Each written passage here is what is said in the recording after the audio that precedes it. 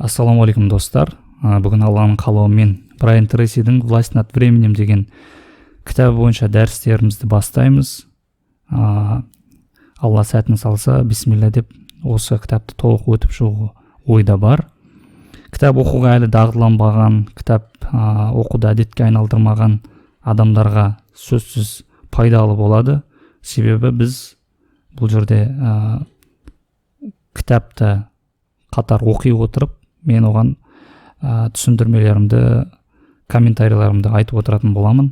Яғни аудионы егер толық тыңдап шығатын болсаңыз, онда бұл кітапты қатар оқып қана қоймай, бәлкім жақсы түсініп шығасыз.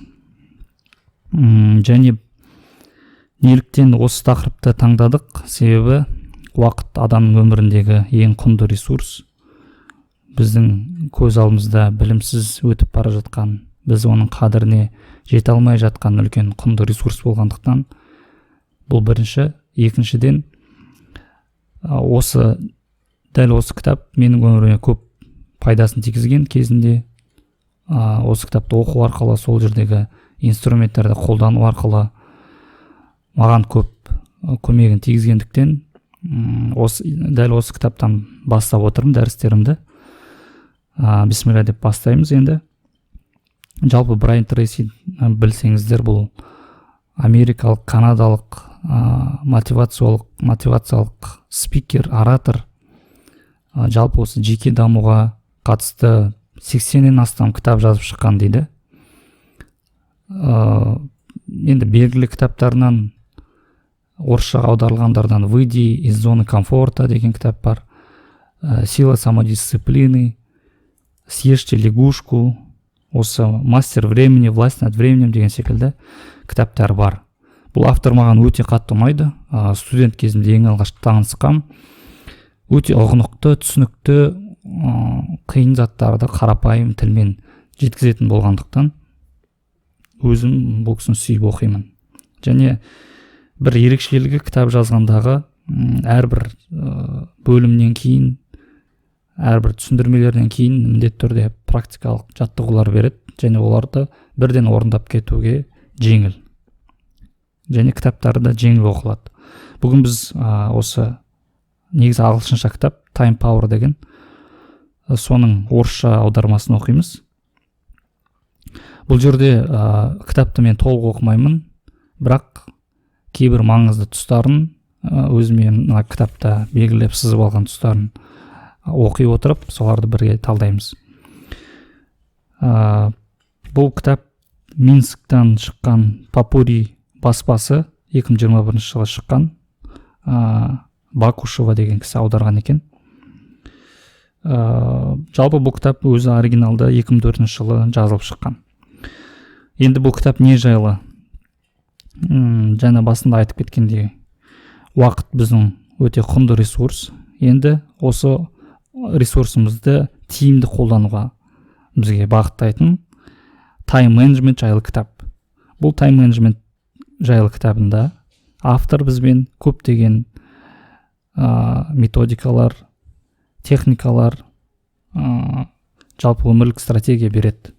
Соларды қолдану арқылы біз қалаған өмірімізге қол жеткізе аламыз. Ендеше біз ақырындап кіріспесінен бастайық. Ең алдымен мен мына жерде кітапта өзім түртіп алған тұстарын оқып отырайын. Автор былай бастайды. Обещаю, что на этих страницах вы найдете множество идей, методов, стратегий и техник, которые можно незамедлительно применять на практике. Все перечисленное поможет вам успевать гораздо больше и быстрее, чем раньше. Бұл жерде автор тек қана бәріне белгілі идея, техникаларды бермеген, бәлкім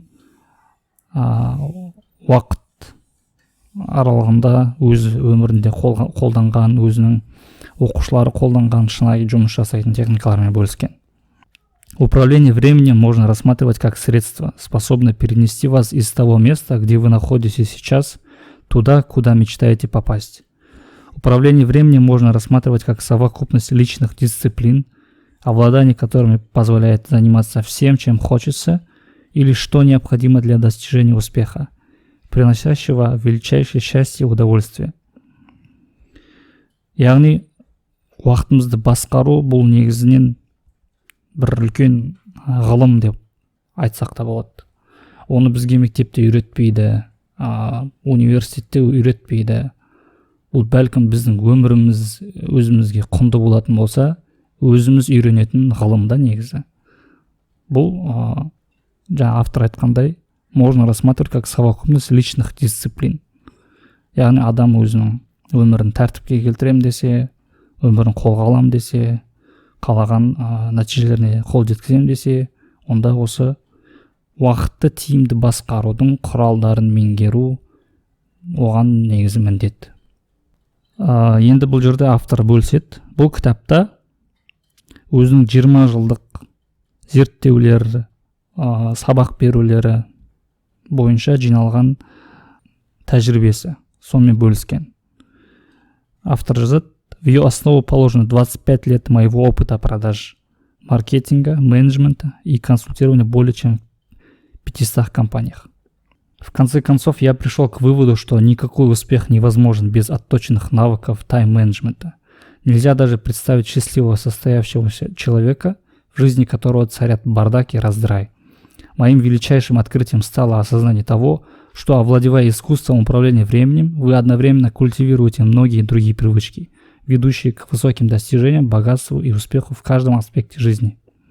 Бенджамин Франклин однажды сказал: «Вы любите жизнь, тогда не тратьте зря время, ибо это материал, из которого она соткана». Шынымен де, біз уақытымызды егер дұрыс басқара алмасақ, қарапайым, онда барлық өміріміз бардак болады деген сөз. Егер осыны меңгеретін болсақ, онда басқа өмірлік жетістікке қол жеткізетін салаларымызды басқару гораздо жеңіл болады. Соны жеткізгісі келіп отыр автор. В процессе чтения продумывайте, как незамедлительно найти предлагаемым идеям практическое применение. Выделяйте ключевые моменты и делайте пометки. Мен де осыны сіздерге кеңес берем. Оқыған кезде міндетті түрде, бұл енді дәріс болғаннан кейін барынша пайда алғыңыз келсе, онда қағаз дәптеріңізді аласыз да, қалам дәптеріңізді алып, ойыңызға келген идеяларды жазып отырасыз, инсайттарды жазып отырасыз. Себебі инсайт әдетте адамға сол сәтте ғана келеді да, екінші рет есіне мүлде түспей қалуы мүмкін. Соны жіберіп алмас үшін міндетті түрде қолда дәптеріңіз бен қаламыңыз болған дұрыс. Және өмірімде міне ертең енгізем деген дүниелерді ертең енгізіп өмірімде қолданам деген жаттығуларды міндетті түрде түртіп алып өзіңіздің календарыңызға енгізіп қойсаңыз өте пайдалы болады.